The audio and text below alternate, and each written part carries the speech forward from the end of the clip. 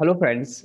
Last lecture में हमने depreciation वाला चैप्टर स्टार्ट किया था, जिसमें हमने डेप्रिसिएशन का इंट्रोडक्शन डिस्कस कर दिया था। हमने पढ़ा था कि किस तरीके से हम जो हमने कैपिटल एक्सपेंडिचर को एज एन एसेट दिखाया था, उसको कैसे हम पीएनएल में लेते हैं। और वहां पर मैंने आपको डेप्रिसिएशन की जो डेफिनेशन है कंपनीज एक्ट के शेड्यूल 2 में सॉरी, वो मैंने आपको अच्छे से समझा दी थी, जिसमें कुछ कंक्लूजन हमारे निकले थे। तो मैं अगेन आपको रिकॉल कराता हूँ हमने क्या पढ़ा था वहां पे, और उसके बाद आज हम जो डेप्रिसिएशन के कुछ मेथड्स है उनको कैलकुलेट करेंगे और कुछ प्रैक्टिकल क्वेश्चन करेंगे, ताकि जो थ्योरेटिकली हमें कंसेप्ट समझ आया, हमें प्रैक्टिकली वो समझ आया कि किस तरीके से इसको इंप्लीमेंट किया जाता है। ठीक है, एक बार जस्ट हम 2 मिनट के लिए रिकॉल करते हैं जो हमने कल पढ़ा था। मैंने आपको बोला था डेप्रिसिएशन की जो डेफिनेशन है, as per schedule 2 of the companies act 2013, depreciation is the systematic allocation of the depreciable amount of the asset over its useful life। तो जो depreciable asset होता है, उसका जो depreciable amount है, जो हमने बताया था किसके बराबर होता है, cost minus the residual value, the scrap value, क्योंकि वो तो आपको मिलेगा ही फिर बाद में। तो जिस अमाउंट को आपने डेप्रिशिएट करना है, that is the ultimate loss in the value of the asset due to whether you say use or affliction of time or obsolescence. That amount has to be written off over the useful life of is asset, and the useful life is determined by the management. And then और क्या पढ़ा था हमने कि the most important thing here was systematic allocation. It is not to be in a random manner, it has to be in a systematic and scientific manner। तो मैंने आपको एक एग्जांपल दी थी कि अगर मेरे पास बिल्डिंग है और मेरे पास कार है, मुझे इनको डेप्रिसिएट करना है, और मेरे पास अपेरेंटली दो मेथड है, स्ट्रेट लाइन मेथड है और डब्ल्यूडीवी मेथड है, मैं इनमें से कौन सा मेथड लगाऊंगा। तो हमने बोला कि we have to follow systematic manner. और सिस्टमेटिक मैनर में क्या चीज हमें माइंड में रखनी है, that is the matching concept. जिस प्रपोर्शन में मेरा बिल्डिंग का फायदा जा रहा है टुवर्ड्स द रेवेन्यूज, जिस प्रपोर्शन में मेरा कार का फायदा जा रहा है टुवर्ड्स द रेवेन्यूज, जो मैंने आपको दिखा दिया था कि बिल्डिंग का फायदा भी मुझे उतना ही मिलेगा, क्योंकि जैसे मैं ट्यूशन पढ़ाता हूं तो हर साल उतने बच्चों को अकोमोडेट करेंगे, तो बिल्डिंग का फायदा मुझे हर साल कॉमन है। और कार का फायदा भी हर साल बराबर है, कार मुझे अपने घर से मेरे ट्यूशन सेंटर तक पहुंचा देगी। तो अगर फायदे बराबर है तो खर्चे भी इस एसेट के बराबर होने चाहिए मैचिंग कंसेप्ट से। तो फिर मैंने देखा खर्चे क्या क्या लग सकते हैं बिल्डिंग और कार पे। मुझे लगा बिल्डिंग के लिए तो रिपेयर एंड मेंटेनेंस साल में एक बार मुझे पेंट कराना पड़ेगा, और छोटा मोटा कुछ टूट गया होगा, बच्चों ने कुछ तोड़ा होगा, वो ठीक करना पड़ेगा। बट इतना मुझे समझ आया, बिल्डिंग के जो ये रिपेयर एंड मेंटेनेंस के खर्चे तो वो कॉमन, मतलब स्ट्रेट लाइन में रहते हैं। और फिर मैंने सोचा कि ठीक है, फिर डेप्रिसिएशन भी मैं स्ट्रेट लाइन में लगाता हूं, ताकि जो ओवरऑल खर्चा मेरा बिल्डिंग का जाएगा, जो मैंने उस दिन दिखाया भी था आपको, जो ओवरऑल मेरा खर्चा जाएगा बिल्डिंग के लिए, वो भी क्या जाएगा, कॉमन जाएगा, वो भी बराबर जाएगा। ठीक है, ये मैंने रखा था 1.4 1.4 1.4, हमेशा इतना जाएगा। जैसे ये बिल्डिंग के लिए 1/3। और जहां कार की बात आई तो मुझे ये रियलाइज हो गया कि कार में क्या होता है, जब गाड़ी नई होती है तो रिपेयर एंड मेंटेनेंस बहुत कम होते हैं। ठीक है, बट जितनी जितनी गाड़ी पुरानी जाती है वो फ्रीक्वेंटली उसके रिपेयर एंड मेंटेनेंस बढ़ते जा रहे हैं। तो गाड़ी में क्या है ना कि जो खर्चे टुवर्ड्स रिपेयर एंड मेंटेनेंस वो इस डायरेक्शन में जा रही है। तो जो डेप्रिसिएशन है वो उल्टा डायरेक्शन में जाना चाहिए। तो हम इस नतीजे पे पूछे कि यहाँ पे जो डेप्रिसिएशन लगेगा डब्ल्यूडीवी लगना चाहिए। That is the meaning of the systematic allocation. ठीक है, तो ये चीजें हमने वहां पे पढ़ी थी। आज हम क्या करेंगे, कुछ प्रैक्टिकल क्वेश्चन करेंगे एसएलएम पे, डब्ल्यूडी पे, और भी कुछ मेथड्स है। अगेन वही बात है, डब्ल्यूडी और एसएलएम ही नहीं रहेगा, कुछ और भी अगर बेस्ट वे है to allocate the expense, to allocate this depreciable amount over the useful life of the asset, we have to follow that। ठीक है, तो वो हम कुछ प्रैक्टिकल क्वेश्चंस करेंगे।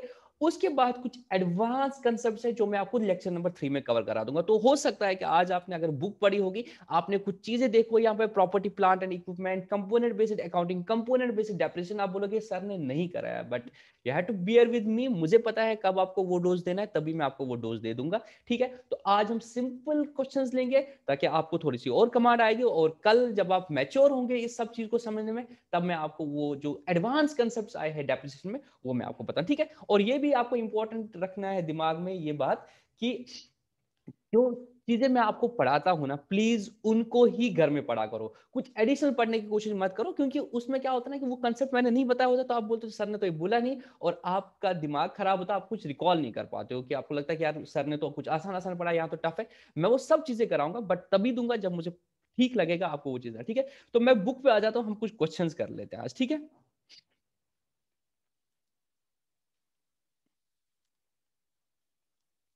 मैं एक एग्जाम्पल लेता हूँ मेरे दोस्तों। इसको मैं यहाँ पे थोड़ा सा कॉपी कर लेता हूँ।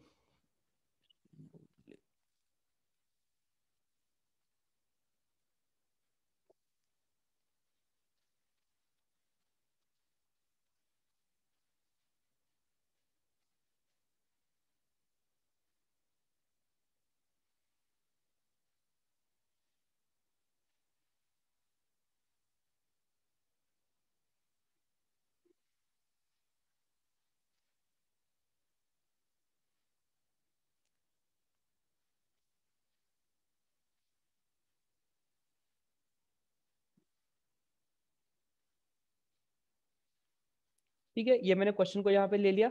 इसको मैं थोड़ा जूम कर लेता हूँ। बहुत ही आसान क्वेश्चन है, इसको हम देख लेते हैं। ठीक है दोस्तों, क्या लिखता है ये? बोलता है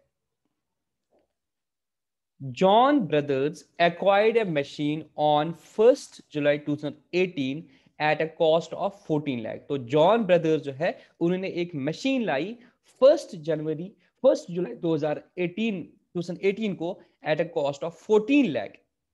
14 लाख की उन्होंने machinery lie and spent ₹1 lakh on it's installation, और उसकी इंस्टॉलेशन में उन्होंने 1 लाख रुपया लगा दिया। ठीक है, the firm writes off depreciation at the rate 10% of the original cost every year. तो फर्म ने बोला है कि हम जो डेप्रिसिएशन लगाएंगे मेरे दोस्तों, ये इंपॉर्टेंट यहाँ पे 10% लगाएंगे ऑफ द ओरिजिनल कॉस्ट, जो ओरिजिनल कॉस्ट है। तो ये डब्ल्यूडीवी नहीं रहा, ये रहा एसएलएम, क्योंकि स्ट्रेट लाइन मेथड बोल रहा है कि जो आपकी ओरिजिनल कॉस्ट थी उस पर आप करेंगे। The books are close every year at 31st December every year. कब? 31st December you are required to show the machinery account and the depreciation amount for the year 18 and 19। तो 2018 और 19 का आपने क्या बनाना है? मशीनरी अकाउंट भी बनाना है और आपने डेप्रिसिएशन अकाउंट भी बनाना है। ठीक है, पहले मुझे बता दो, जब आपने मशीनरी परचेज कर दी, आप मुझे बता दो अकाउंटिंग एंट्री क्या हो जाएगी मेरे दोस्तों, वो बहुत इंपॉर्टेंट है जाना। जरा मुझे जर्नल एंट्री बताओ। ये क्वेश्चन में नहीं पूछा journal entry, but machinery account बनाने के लिए आपको मशीनरी जब परचेज करोगे उसकी तो जर्नल एंट्री करनी पड़ेगी ना। अब मुझे बता दो इसकी जर्नल एंट्री क्या होगी। सर हमारे पास मशीनरी आई तो मशीनरी अकाउंट डेबिट हो जाएगा, वेरी गुड। सर हम एंट्री करेंगे machinery account debit to cash account 14 lakh, और ये 14 तो हो ही गया। और क्या है sir? We have spent ₹1 lakh on installation. अगर हमने एक एसेट को इंस्टॉलेशन पे 1 लाख रुपया लगाए, बताओ इस 1 लाख को क्या लोगे? Is it A capital expenditure और रेवेन्यू एक्सपेंचर? पढ़ा था ना हमने, wages paid on installation of machinery will also be capitalized with this machinery, because अगर हम इसको इंस्टॉल नहीं करते तो क्या हम इसको यूज करते? The answer is no. और वो जो इंस्टॉलेशन का खर्चा 1 लाख का होगा तो क्या इसका फायदा सिर्फ पहले साल ही मिलेगा? नहीं, वो खर्चा लगा है मशीनरी को और मशीनरी का फायदा हमें 1 साल से ज्यादा मिलेगा, तो उस 1 लाख को भी हम कैपिटलाइज करते हैं। तो इसका जो क्रक्स है मेरे दोस्तों वो ये है, all the expenses incurred up to making that fixed asset ready for use। उस एसेट को रेडी फॉर यूज करने के लिए जितने भी आपके खर्चे हो जाएंगे उनको हम कैपिटलाइज करते हैं, उनको हम एसेट की वैल्यू में ऐड करते हैं। जितने भी खर्चे हो जाएंगे एसेट को रेडी टू यूज बनाते हैं, और वंस वो रेडी टू यूज बन गया उसके बाद जो खर्चे हो जाएंगे वो पीएनएल में जाएंगे। जैसे मैं बिल्डिंग बना रहा हूं तो बिल्डिंग में मुझे सीमेंट, सरिया, मजदूरों को पैसा देना, कारपेंटर को पैसा देना, मेजन को पैसा देना, फ्रेट लग गया, रॉ मटेरियल परचेज करने में जितना भी खर्चा हो जाएगा ये सारा कैपिटलाइज हो जाएगा। बट वंस मेरी बिल्डिंग बन गई उसके बाद मुझे हर साल इसको रिपेयर एंड मेंटेनेंस लगेंगे, वो मेरा रेवेन्यू एक्सपेंचर है, क्योंकि उससे बिजनेस की कोई एफिशिएंसी नहीं बढ़ती है, वो रेवेन्यू में जाता है। बट जहां तक ये इंस्टॉलेशन की बात है ये कैपिटलाइज हो जाएगा। तो अगेन मैं इस 1 लाख की भी यही एंट्री करता हूं, मैं मशीनरी अकाउंट डेबिट करता हूं 1 लाख रुपया। जब मैं एल लिखता हूं तो इसका मीन्स होता है लैख, और जब मैं के लिखता हूं इसका मतलब होता है 1000। ये आपको याद रखना पड़ेगा, ठीक है, टू कैश 1 लाख। तो ये तो हो गया मशीनरी, ठीक है, ये जर्नल एंट्री हो जाएगी पहले। अब मुझे क्या करना है? मुझे क्वेश्चन में बोला है मशीनरी अकाउंट, तो ये आपका रफ पार्ट था, ये आपको कहीं पे यूज नहीं करना था, क्योंकि अभी हमारी बिगिनिंग्स है क्लास की। तो अगर किसी को डाउट होगा तभी मैं ये चीजें एलोबरेट करके बोलता हूं। अब मशीनरी अकाउंट बनाना मेरे दोस्तों, तो कब आपने मशीनरी परचेज कर दी? 1 जुलाई को। तो जरा हम 1 जुलाई को मशीनरी अकाउंट बनाएंगे। ये मैं मशीनरी अकाउंट बना रहा हूं।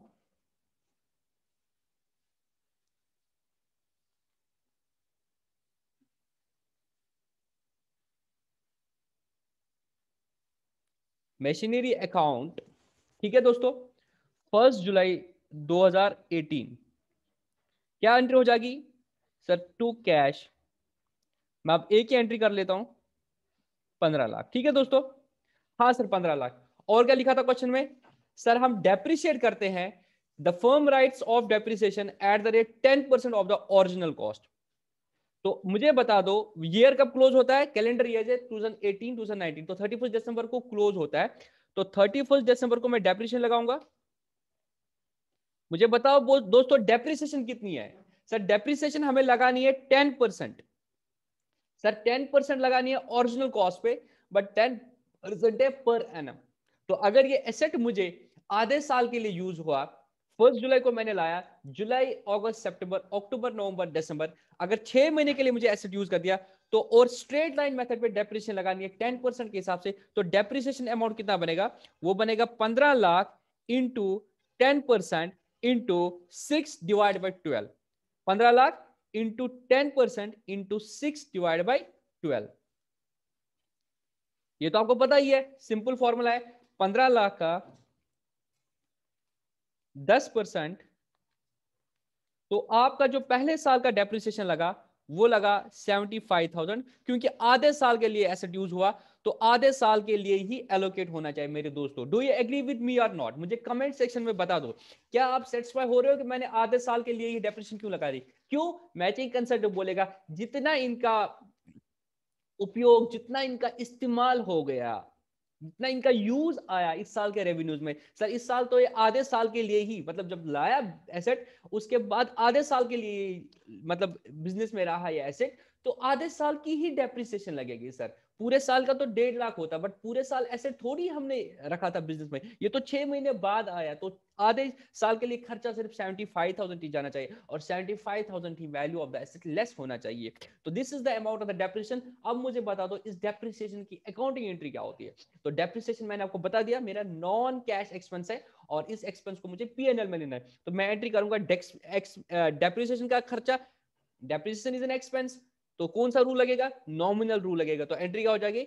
Depreciation account debit. तो एक्सपेंसेस को हम क्या करते हैं? डेबिट करते हैं। तो एंट्री हो जाएगी डेप्रिसिएशन अकाउंट डेबिट 75,000। और जो मेरा एसेट है अब 15 लाख का, वो 15 लाख का नहीं रहा, बल्कि उसकी वैल्यू क्या होगी दोस्तों?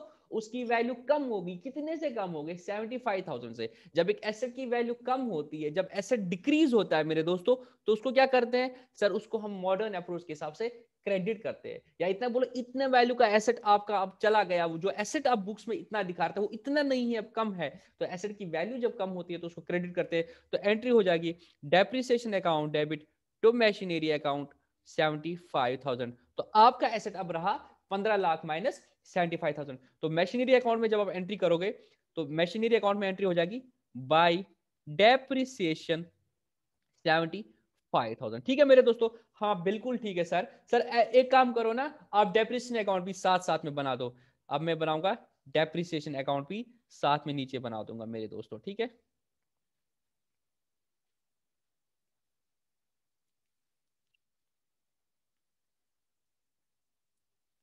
तो मैं डेप्रिसिएशन अकाउंट भी बनाता हूं साथ में। डेप्रिसिएशन अकाउंट क्या हो जाएगा? डेप्रिसिएशन अकाउंट 31 दिसंबर 2018 को depreciation account debit to machinery account 75,000। उसके बाद क्या होगा sir? Depreciation is an expense and it has to be transferred the profit and loss account. तो उसके बाद जो मैं एंट्री करता हूं, मैं करता हूं profit and loss account debit, profit and loss account debit to depreciation. तो इस डेप्रिसिएशन को मैं लेता हूं कहां पे? पीएनएल में एक खर्चा लेता हूं मैं। तो मैं डेप्रिसिएशन अकाउंट को क्रेडिट करूंगा by profit and loss account 75,000। इस तरह से 2018 का डेप्रिसिएशन अकाउंट क्लोज हो जाएगा। ये नॉमिनल अकाउंट है, इनको हम बैलेंस नहीं करते हैं और डायरेक्टली हम पीएनएल में लेते हैं। ठीक है दोस्तों? अब मशीनरी अकाउंट में देखेंगे, मशीनरी अकाउंट आपका एसेट है, तो इसको आपको बैलेंस करना पड़ेगा। डेप्रिसिएशन से 75,000 वैल्यू कम रही, अब इस एसेट को बैलेंस करेंगे तो ये आएगा 15 लाख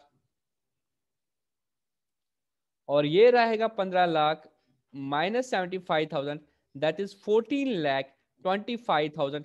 इसको बोलेंगे बाई बैलेंस कैरी डाउन। तो इस एसेट का अभी भी डेबिट बैलेंस है 14,25,000। तो 2019 के 1 जनवरी को ये नीचे आएगा, 1 जनवरी को नीचे आएगा टू बैलेंस ब्रॉट डाउन 14,25,000। अब इस साल अगेन हम डेप्रिसिएशन लगाएंगे 31 दिसंबर को। 31 दिसंबर को आप डेप्रिसिएशन कितना लगेगा सर? ओरिजिनल कॉस्ट पे बुक्स में लिखा था सर, ओरिजिनल कॉस्ट पे आपका डेप्रिसिएशन लगेगा, ओरिजिनल कॉस्ट पे डेप्रिसिएशन लगेगा 10%।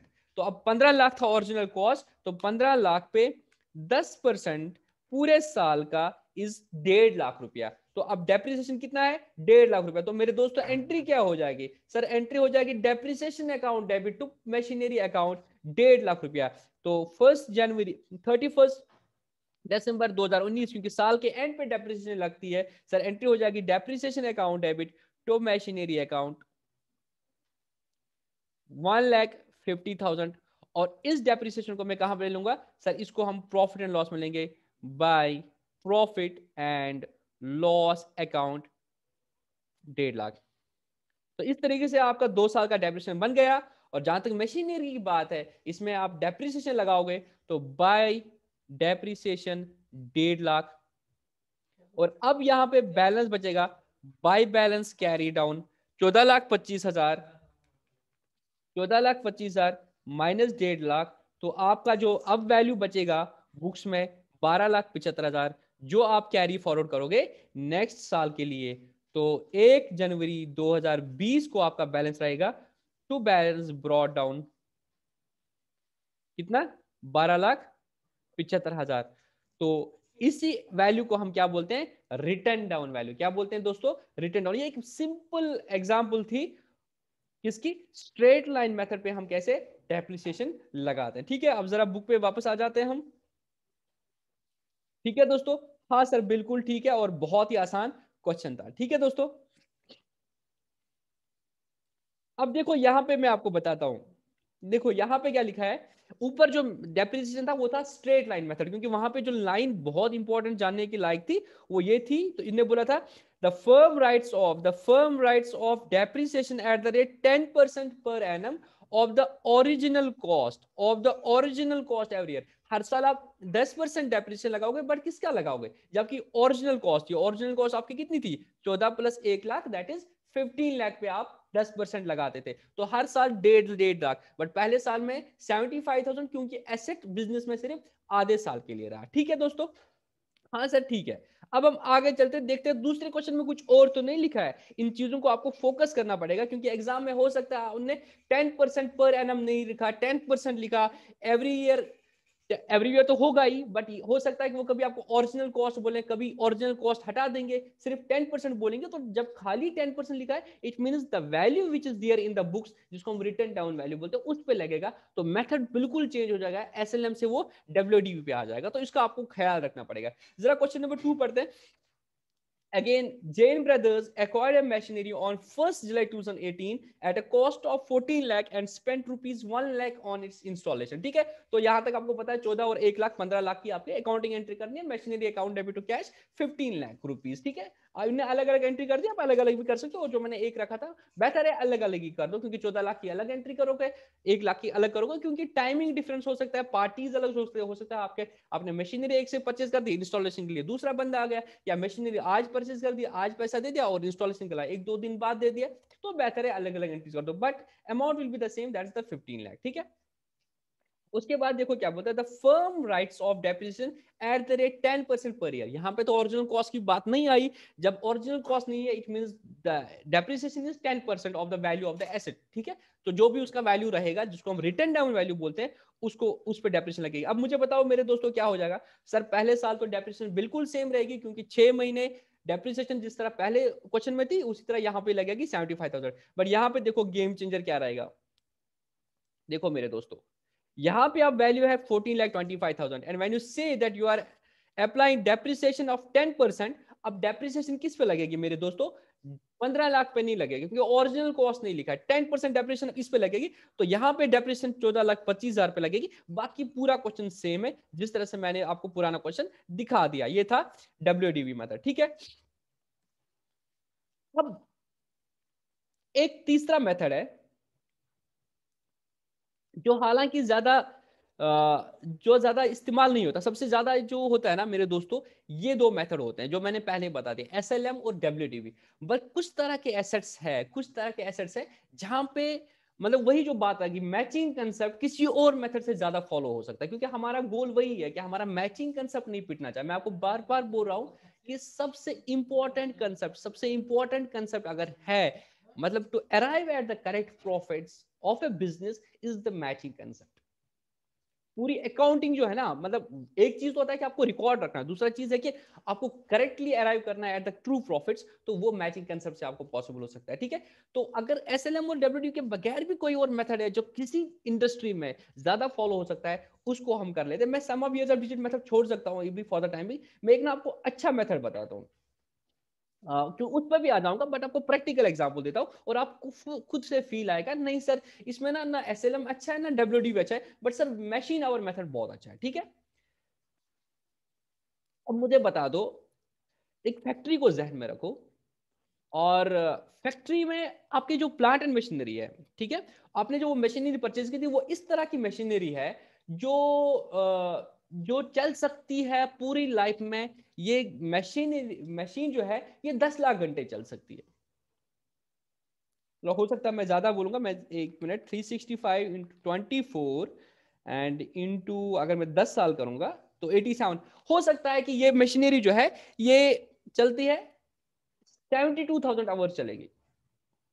तो हो सकता है क्योंकि आप किसी भी चीज को जो बार बार मशीनरी में स्पेशली अगर आप फैन लाओगे तो हो सकता है वो 3-4 साल चलेगा, उसके बाद वो खराब हो जाएगा।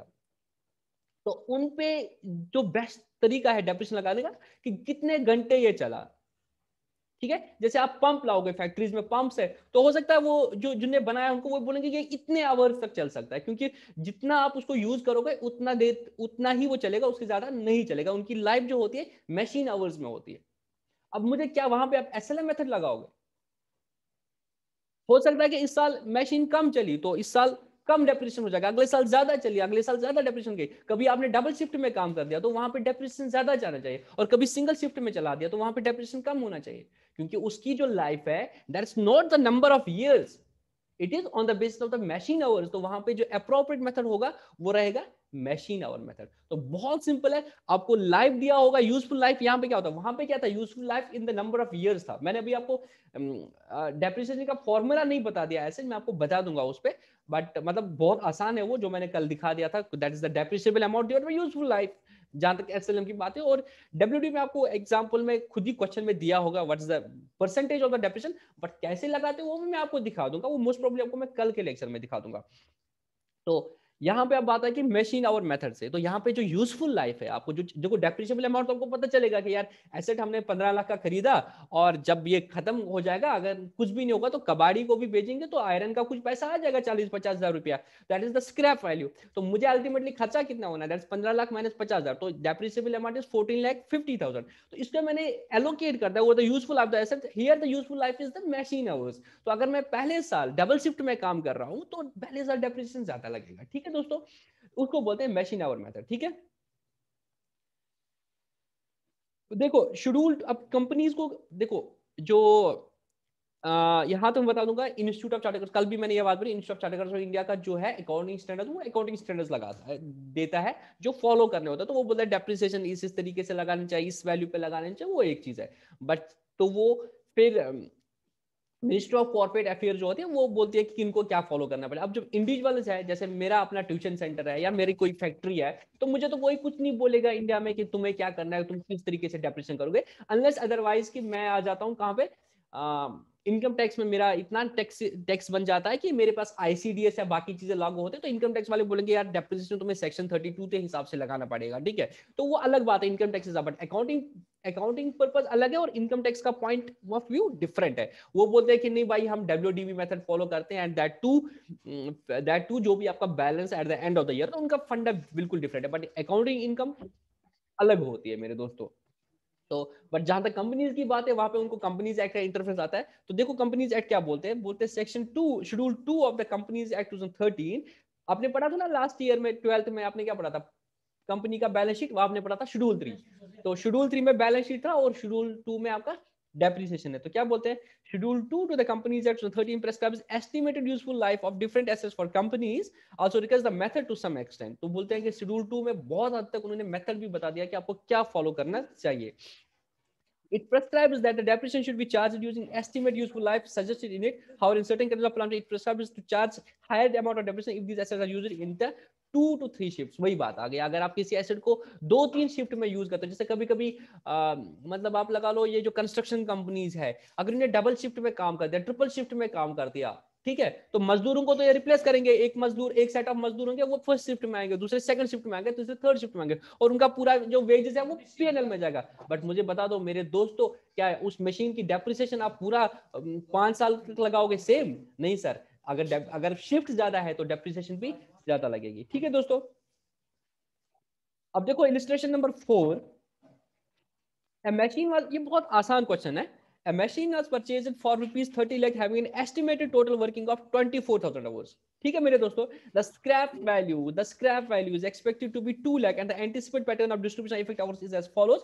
First to 3 years you will be using the machinery for 3,000 hours, फिर मशीन थोड़ी थक जाएगी तो you need to give it a rest, then for 4th to 6th year you will be using 2600 hours per year। Management का estimate होता है मेरे दोस्तों, तो इस पे हम अभी क्वेश्चन नहीं कर सकते, फिर बोलेंगे 24,000 आवर्स किसने बोला। तो ये मैनेजमेंट का बेस्ट एस्टिमेट होता है कि कितना चलेगा, और जिस कंपनी से आप खरीदो वो भी आपको बोलेंगे इतने पीक लोड या बर्दाश्त कर सकता है। और फिर 7 to 10 इयर्स में 1800। Determine the annual depreciation under the machine hour rate. क्या कुछ मुश्किल क्वेश्चन है ये दोस्तों?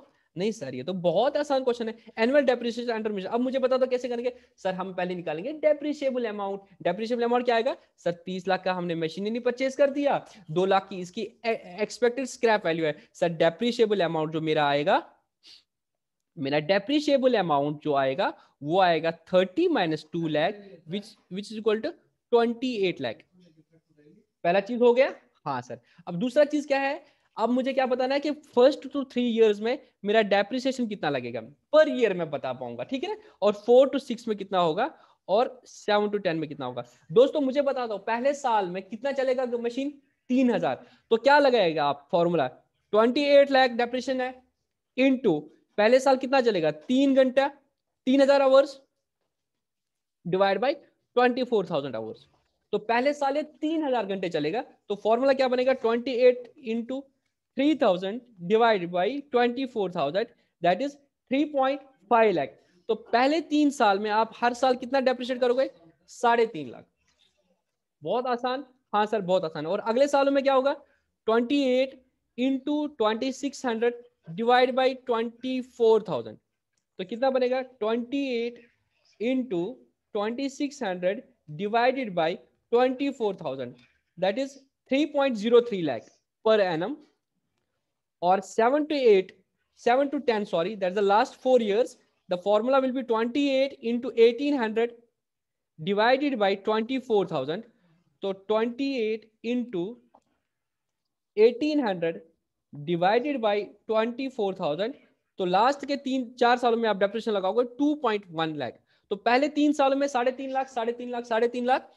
दूसरे जो आएगा 4th 5th 6th ईयर में 3.03 लाख, 3.03 लाख, 3.03 लाख। और लास्ट में के 4 सालों में 2.1 लाख, 2. उस तरीके से जो पूरा डेप्रिसिएशन 28 लाख का हो जाएगा। ये बहुत ही आसान क्वेश्चन था, कुछ भी नहीं करना था इसमें, ठीक है। यहां पे क्या था इस वाले मेथड में, जो मशीन की जो लाइफ थी that was number of hours it can be used.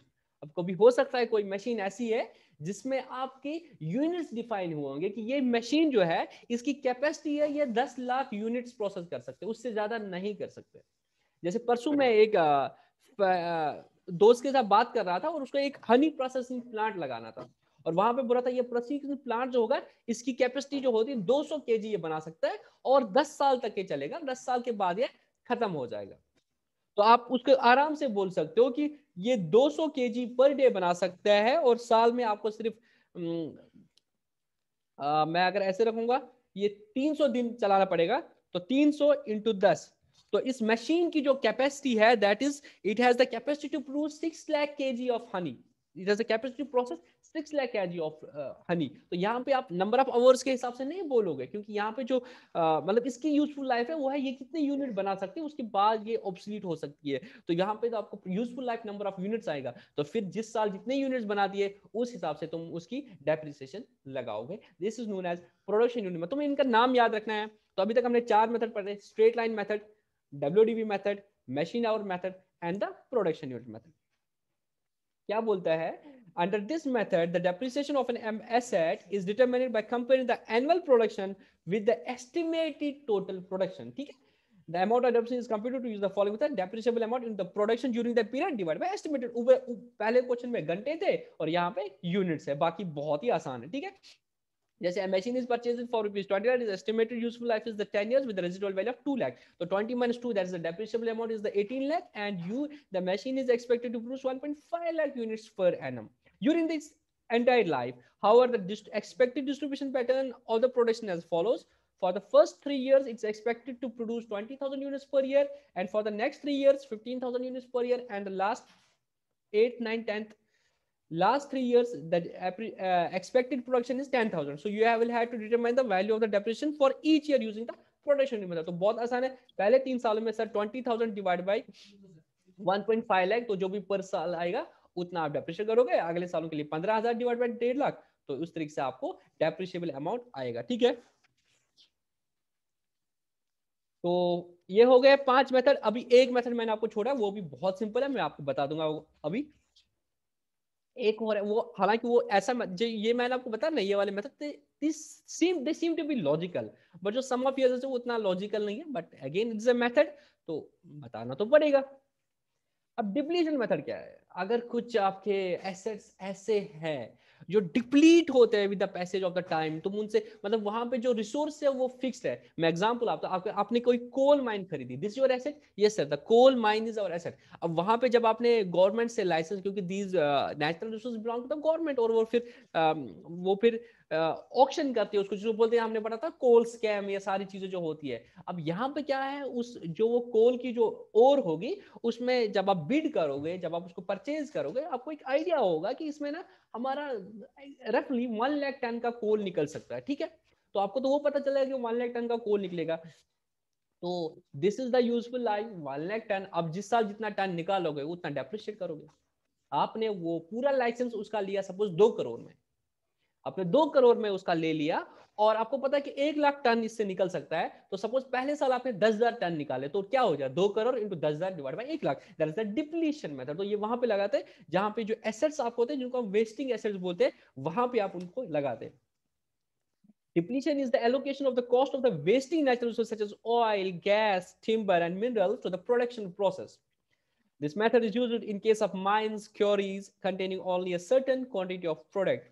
The depreciation rate is calculated by dividing the total cost of the asset, that is the 2 crore, by the estimated quantity of the product, that's the 1 lakh tons to be available to be extracted. Annual depreciation will be quantity extracted multiplied by the rate per unit। तो आपको क्या आएगा, आप rate निकालोगे पहले कि भाई मैंने 2 करोड़ रुपया दे दिया। ठीक है? मैंने 2 करोड़ रुपया गवर्नमेंट को दे दिया इस एसेट को परचेज करने में, और मेरी एक्सपेक्टेड है 1 लाख टन। तो ठीक है,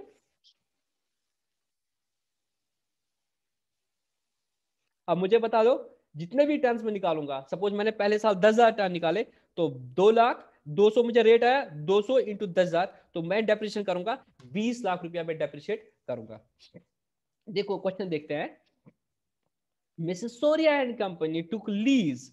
Mrs. Soria and Company took lease of a quarry on 1st of January 2017 for rupees 1 crore। तो मैंने 1 करोड़ का लीज ले लिया। As per technical estimate, the total quantity of the mineral deposits 2 lakh ton. Exactly जो मेरे दिमाग में क्वेश्चन था, मतलब एग्जाम्पल था, मैंने देखा भी नहीं था इस क्वेश्चन को, वही चीज है यहाँ पे। तो 2 लाख टन आपका एक्सपेक्टेड है। Depreciation was charged on the basis of depletion method. तो आपको अगर लग रहा है कि पहले साल 2,000 टन निकलेगा, तो क्या लगाओगे, 1 crore divide by 2 lakh into 2,000। Second year के लिए 1 crore divide 2 lakh into 10,000। Third के लिए डिवाइड बाय 50,000।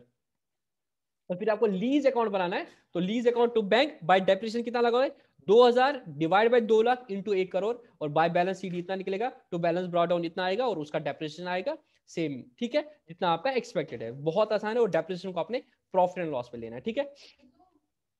अब एक और मेथड है यहाँ पे जो मैं यहाँ पे बता दूंगा आपको, और वो ऊपर वाला मेथड जरा, फिर हमें कुछ नए कंसेप्ट करने हैं कि अगर आपने एसेट को बेचा तो वहां से प्रॉफिट और लॉस कैसे निकालोगे, प्रॉफिट और loss on sale of asset, क्योंकि आपको डब्ल्यूडीवी निकालना पड़ेगा और फिर उसको कंपेयर करना विद द सेल, और फिर एसेट जाएगा, उसकी अकाउंटिंग एंट्री कैसे होगी, वो हम नेक्स्ट लेक्चर में करेंगे। बट अभी हमारा ऊपर जो एक मेथड था वो मुझे उतना लॉजिकल नहीं लगता है, but again it is there in the sense. तो बोलते हैं sum of years of digital method क्या है, हम बोलते हैं कि अगर इस एसेट की लाइफ 10 साल है, इस एसेट की लाइफ 10 साल है, तो हम क्या करेंगे, हम इसको क्या करेंगे, जो ईयर्स है ना इनका ऐड करेंगे, क्या करेंगे, इनका ऐड करेंगे, ठीक है। तो वो क्या आएगा, 1+2+3+4+5 वो आएगा ऐसे, ठीक है। जो आप पढ़ोगे मैथमेटिक्स में ये फॉर्मूला n+1 डिवाइड बाई 2, तो वो आपका आया, जो भी ईयर्स है इनका सम सपोज 55 आया, ठीक है। और फिर बोलते हैं कि पहले साल क्या है, उल्टा हिसाब से चलेंगे 1 to 10 में, पहले 10 डिवाइड बाई 55, अगले साल 9 डिवाइड बाई 55, फिर 8 डिवाइड बाई 55, फिर 7 डिवाइड बाई 55। तो ये क्या है सर, ये कुछ नहीं है, जस्ट लाइक जैसे आपका डब्ल्यूडीबी मेथड है वहां पे होगा। यहाँ पे आपने क्या कर दिया, आपने दिया जितने भी आपके नंबर ऑफ ईयर्स है include the personal life remaining life, वो और total of the digital, total of the digits of the life. तो आपने क्या कर दिया, आपने बोला आपकी मशीन 10 साल चलेगी, 1+2+3+4, तो इसको आपने जब कर दिया, the formula is summation of years n+1 divide by 2। जैसे आपको बोला कि आप मुझे बता दो कि फर्स्ट या मैथमेटिक्स में 10th में पढ़ते हो, एग्जैक्टली मुझे याद नहीं आ रहा कौन से वाले चैप्टर में था, शायद अरिथमेटिक प्रोग्रेशन में था परहैप्स, n+1, ये मशीन 10 साल तक चलेगी। तो इसको बता दो नंबर ऑफ टोटल नंबर कितना हो, या काउंट ऑफ फर्स्ट 10 नंबर्स कितना होगा, n कितना आएगा 10, और ब्रैकेट में आएगा 10+1 11 डिवाइड बाई 2, तो 10 into 11 divide by 2 that is 55, total 55 आया। तो पहले साल की डेप्रिसिएशन कितनी लगी, अगर 1 लाख का एसेट है, 1 लाख इंटू 10 डिवाइड बाई 55, अगले साल का 1 लाख इंटू 9 डिवाइड बाई 55, उसके बाद 1 लाख इंटू 8 डिवाइड बाई 55। तो यहाँ पे क्या होगा, डेप्रिसिएशन ज्यादा होगी, यहाँ पे कम, यहाँ पे कम, तो it is nothing but just like कौन सा, WDV method is nothing but just like WDV method, कुछ खास है नहीं। तो बोल रहे Akash purchase machinery for 10 lakh, estimated useful life and scrap value is 10 years and scrap value is 1,27,000. The machine was put on use 1st January 2014. Show machinery account and depreciation in the year in the books for 2019. अब यहाँ पे देखो question में क्या किया, इन्होंने सिर्फ बोला आपको 2019 का मुझे बता दो, 2019 में कितने, पहले मुझे डेप्रिसिएबल अमाउंट कितना है सर, डेप्रिसिएबल अमाउंट है 10 लाख माइनस 1.2 लाख, ठीक है, ये डेप्रिसिएबल अमाउंट है 10 माइनस 1.2, ठीक है मेरे दोस्तों, हाँ दैट इज 8.8 लाख। दूसरा क्या करोगे तुम, कितने साल की, 1 अप्रैल 2014 को लगाया, 14 15 16 17 18 19, तो 19 कौन सा ईयर आता है सर, 6th ईयर आता है सर, 6th ईयर का हमें डेप्रिसिएशन लगाना है। यहाँ पे क्वेश्चन में देखो पूरे साल का नहीं बोला है, पूरे 10 सालों का, सिर्फ 6th ईयर का डेप्रिसिएशन, तो 8.8 लाख इंटू 6th ईयर क्या डेप्रिसिएशन लगेगा, पहले साल में लगेगा 10 ईयर्स है, तो 10 ईयर्स का जब आप सम करोगे वो आता है 55, ऊपर वाले फॉर्मूला में देखा था n+1 डिवाइड बाई 2, या कैलकुलेट करो 1+2+3+10। अब पहले साल कितना लगेगा 10, दूसरे साल 9/10, 9/55, तीसरे साल 8/55, 7/55, 6/55, और 6th ईयर के क्या लगेगा 10/55, 9/55, 8/55, 7/55, 6/55, 5/55, तो कितना लगेगा 6th ईयर के लिए 5/55। तो फॉर्मूला क्या बनेगा सर, 8,80,000 इंटू 5 डिवाइड बाई 55। तो सर इस साल का जो डेप्रिसिएशन लगेगा 8,80,000 इंटू 5 डिवाइड बाई 55, तो सर इस साल जो डेप्रिसिएशन लगेगी वो लगेगी 80,000 की। तो एंट्री क्या हो जाएगी, मशीनरी अकाउंट। अब आपको क्या बनाना है, मशीनरी अकाउंट बाय डेप्रिसिएशन 80,000, तो मुझे बताओगे बैलेंस कितना था पहले, वो भी निकालना पड़ेगा, तो कितना होगा, अभी तक कितना लगा होगा सर, अभी तक लगा होगा 10 + 9 + 8 + 7 + 6, सर अभी तक 40% डेप्रिसिएशन, एक मिनट से कहता हूँ, 10 + 9 + 8 + 7 + 6, सर 40%, 40 डिवाइड बाई 55 तो लगा होगा सर, अभी तक इसका 8,80,000 into 40 divide by 55 that is 6,40,000 का डेप्रिसिएशन लगा होगा। ये एसेट अगर आपका 10 लाख का था तो 10 लाख में से 6,40,000 चला गया होगा, तो इसका बैलेंस कितना होगा अभी 3,60,000। उसमें से आप 80,000 डेप्रिसिएशन लगाओगे, पीछे कितना बचा 2,80,000 रुपीज। अब इसमें वर्किंग नोट भी है, मैंने आपको तो ऐसे बता दिया, वर्किंग नोट भी देख लेते हैं। ठीक है दोस्तों,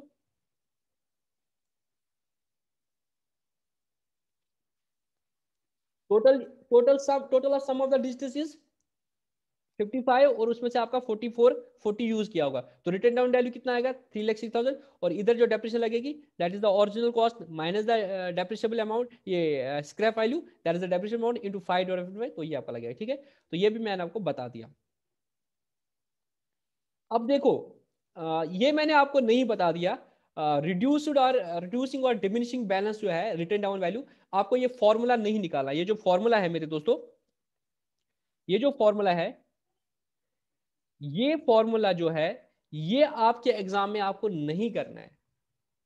आपको जो डब्ल्यूडीवी डेप्रिसिएशन है उसका रेट आपको दिया होगा, आपको सीधे डब्ल्यूडीवी लगा देना। बट आप बोलोगे सर ये फॉर्मूला आप नहीं सिखाओगे क्या? ये फॉर्मूला मैं आपको सिखा दूंगा, ये फॉर्मूला क्या है। बट इसके लिए मुझे आपको यहाँ पे क्या है, द फॉर्मूला इज, अगर मैं बताऊंगा, it is 1 minus nth root of residual value. थोड़ा मैं आपको बताता हूं, बाकी जो मेरी एक वीडियो आई है अलग से, उसमें तुम ये चीज सीख लेना। Residual value divide by cost of asset into 100। 1 minus n is the number of useful life. ठीक है, अगर मैं बोलूंगा number of useful life 5 years है, और residual value that is scrap value और divide by cost of the asset. Suppose मैं example लेता हूं, मेरा स्क्रैप रेजिडुअल वैल्यू है 20,000 रुपया और मेरी कॉस्ट है 1 लाख रुपया।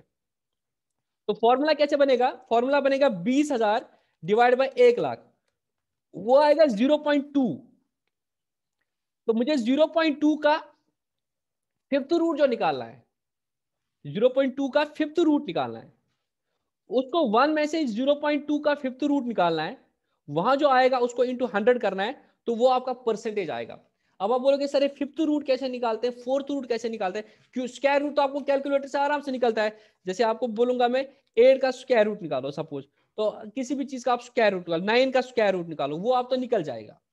बट ये 0.2 का अगर मैं आपको बोलूंगा स्क्वायर रूट निकालो, तो आप निकाल सकते हो। अगर 2 साल की लाइफ होती तो आप बोलते 0.4 है, तो 1 माइनस 0.44 आया, तो इंटू 100 करेंगे सर 56% डेप्रिसिएशन। अगर 2 साल के लिए एसेट आएगा तो और आपको 80,000 डेप्रिशिएट करना है, तो आपको सर 56% चलाना पड़ेगा। तो 1 लाख का 56% पहले साल माइनस 1 लाख, और दूसरे साल उसका 56%, तो वो आपका 24 कुछ आएगा, तो आपका लास्ट में बचेगा scrap value. But the problem out here is, आपको nth रूट दिखाना है। फिफ्थ रूट कैसे दिखाते हैं, फोर्थ रूट कैसे निकालते हैं, थर्ड क्यूब रूट कैसे निकालते हैं, जो आप कैलकुलेटर से कैसे निकालना है।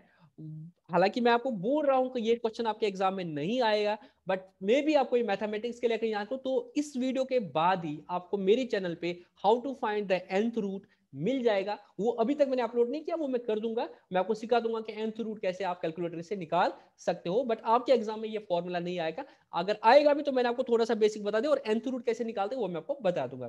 Formula is 1 minus n, that is the nth root of the residual value divided by cost of the asset, और वो जो आएगा उसको into 100 करते, that will be the rate।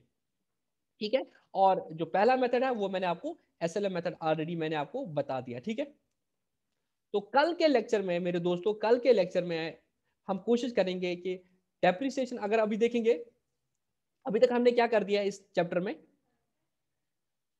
Understand the meaning and nature of depreciation, हाँ sir ये तो हमने कर दिया। Understand how to determine the amount of depreciation and the from the total value of the property, ये भी हमने कर दिया। Plant machinery, understand various methods of depreciation, learn advantage, तो ये भी हमने कर दिया। ठीक है, अब जो 3 चीजें बची हमने, how to calculate the profit, how to calculate the, मतलब familiarize with the accounting treatment for change in the method of depreciation, अगर हम मेथड ऑफ डेप्रिसिएशन चेंज करेंगे तो क्या करना पड़ेगा, और accounting for change in estimated useful life or residual value of the plant and machinery, ये 3 concept जो है